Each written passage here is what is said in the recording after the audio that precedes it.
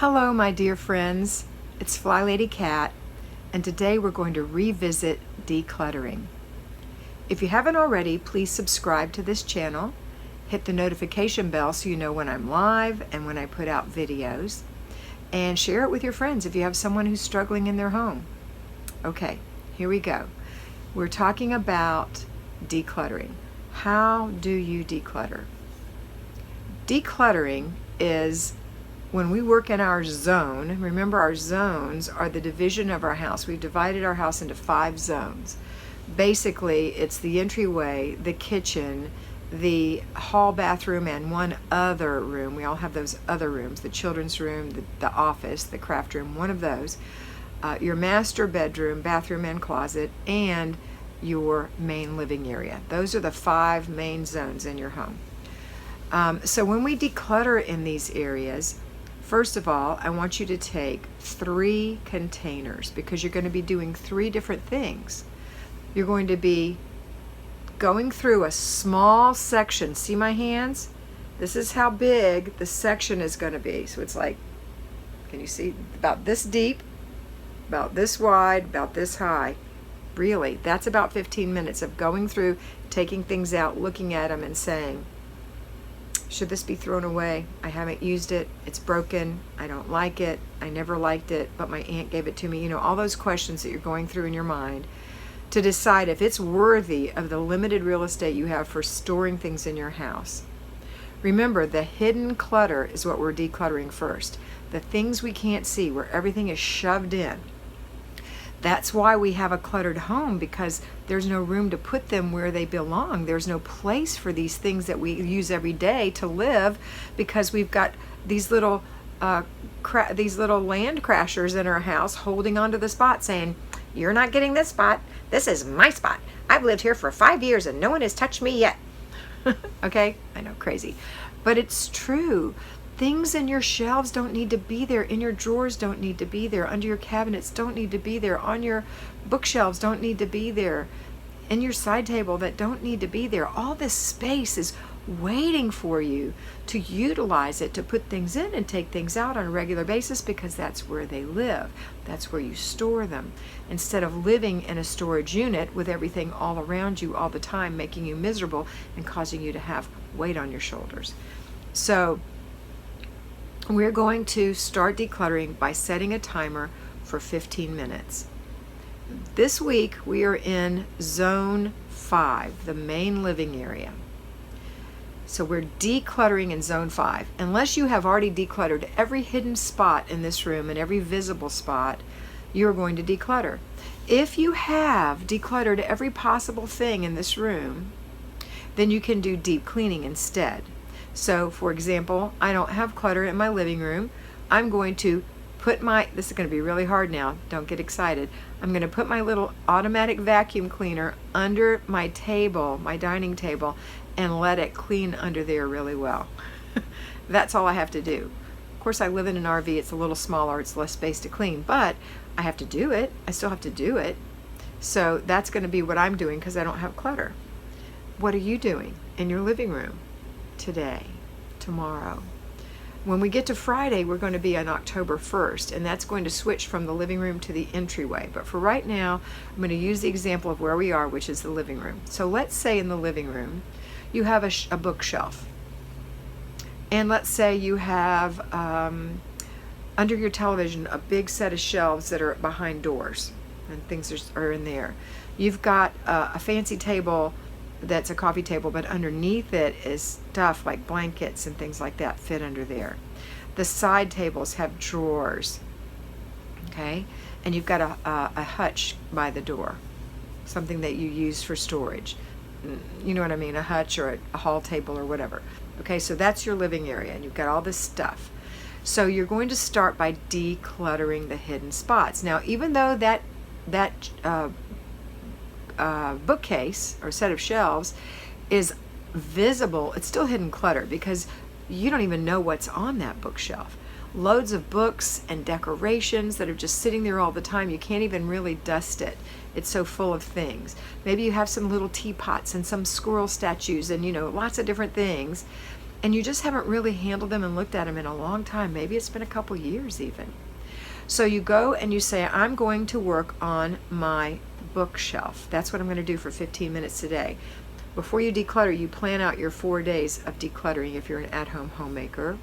4 15-minute units of decluttering. If you're a payroll homemaker, and you can't do it during the week because you're working, you're going to plan out 1 hour of decluttering in that zone for Saturday. Either way, it's 4 15-minute units, okay? In most cases. This week it's actually 3 15-minute units and 1 15-minute unit in zone 1, but I digress. We're just talking about decluttering. So let's say that you want to declutter that bookshelf. That's the first thing you want to do. So you have to decide where you're going to start. Are you going to start at the top left corner, the right bottom corner, the middle? Where are you going to start, and how are you going to process? Maybe you want to start in the middle and work clockwise in a circle until you get it all done. Maybe that's how you want to do it. It doesn't matter to me, as long as you're working on it 15 minutes at a time in a small space. Okay? Don't overcommit. The first thing you will do is you go to the shelf that you've committed to work on and take everything off. Because you're going to only work for 15 minutes. You never take off more than you can get put back in 15 minutes, okay? Never take out more than you can chew. So now you're going to go through the books. And you're going to say, this old Nancy Drew book was my mother's. I read it once when I was a teenager. My kids don't read Nancy Drew. The pages are falling apart. It's not particularly special. It's not worth giving away. I'm going to throw it away because it's falling apart. So put that in your garbage bag. The next one you pull out, you say, oh, this is a classic. It's in pretty good shape. It even has gold leaf around the sides. But I will probably never read Wuthering Heights again, or whatever it is. Or maybe you will. Maybe it's like, oh, I really want to make sure I keep my classic. So you say, I want to keep the classic. So put it on the shelf. You might want to even wipe it for just a second. We're not deep cleaning that shelf, but just give it a little wipe and put it on the shelf. And then you find another classic, Treasure Island. Ooh, I really want to keep that. And then you find another classic, I don't know, Old Man in the Sea. You put that up there. Okay, so you've got some classics up there, but you're running across stuff that's like a cookbook from the Girl Scout troop of 2012 or whatever. And you look at it and it's like pasta and things you can make anyway, you throw it away, okay? And you go through, or you give it away. Maybe it's worth giving away. Some of these things might be worth giving away. Or maybe you don't want to keep the classic books. You're never going to read them. You want to give them away. You put them in a giveaway container. So you've got a throwaway bag, a giveaway box, and a put away basket, because when you're going through these things, you're going to find things that don't belong on that shelf or any shelf in here even. So you might say, I wondered where this went. This is my portable mug. It's been missing forever. It's stainless steel. I don't even want to open it, but it seems empty.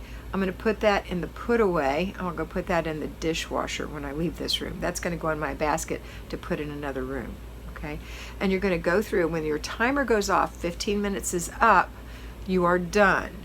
You now have to complete complete the project. What you started, you have to end. So we're going to say whatever's left, we're going to shove everything over. Whatever's left is going to go back on the shelf if you didn't get through all 15 minutes. In 15 minutes, that whole thing. Now, I'm thinking that you should have way gotten through that in 15 minutes. And you will get faster the more you do it. So if you have anything left, it goes back, and that's what you're going to start with next time. More than likely, you'll finish that whole shelf.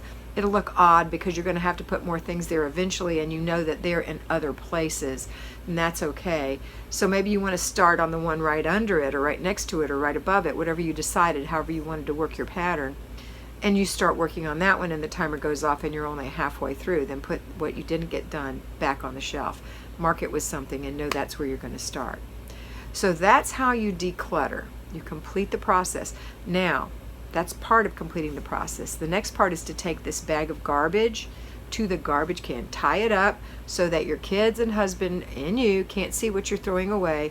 Put it in the garbage can, put some other garbage on top of it. Otherwise, you're going to be tempted to pull something out. Well, I really did love this Nancy Drew book, and it was so fun to read. Mama was really happy because I read it, because she read it when she was young, and maybe I should save it for my daughter. I know she won't read it, but maybe I should just save it for her anyway because Mama would have wanted it. No, that's why it's in the garbage tied up, so you don't know it's there. You won't ever remember it, okay? Now we're going to take the giveaway, the box of books in this example that you wanted to give away. Maybe there was a ginger jar up there you didn't want either, so that's in there. Take that box to the back of your car or the trunk, and if you can, put a cover on it. So if the box doesn't have a lid or 4 flaps you can fold over, then put a towel over it. Because again, your family or you are likely to look at it and say, these are the classics. I need to keep these books. Or this ginger jar is really kind of cute. My Aunt Sarah gave it to me when I was 12. Please, let it go to someone else. It doesn't belong in your home. Your life is so much different than it used to be, and it's going to continue to evolve and become more streamlined if you can get rid of your clutter. Okay, so that's in the back. And then the last thing is to take that basket and walk around and put stuff where it goes. Now, in those other rooms, you may have a clutter situation in every room. So let's say the cup can go in the dishwasher, but there's not going to be any room on the shelf after it's clean. The cup I was talking about that you found on your shelf.